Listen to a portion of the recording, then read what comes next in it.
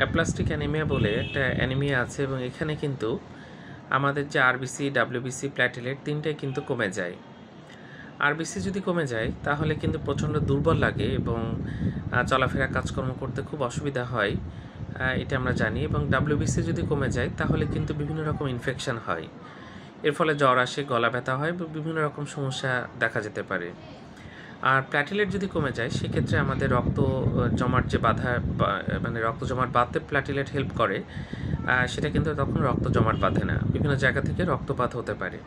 যাকে aplastic anaemia রোগী কমে যায়, কারো অ্যাপ্লাস্টিক অ্যানিমিয়া রোগী পাওয়া যায় এবং কারো যদি দেখা যায় যে শ্বাসকষ্ট হচ্ছে, একটু হাঁটলেই শ্বাসকষ্ট হয়, দুর্বল লাগে এবং ফ্যাকাশে হয়ে যায়, যেটা হচ্ছে অ্যানিমিয়ার লক্ষণ।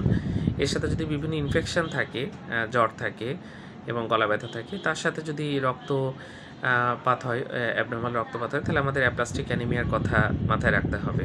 ধন্যবাদ সবাইকে।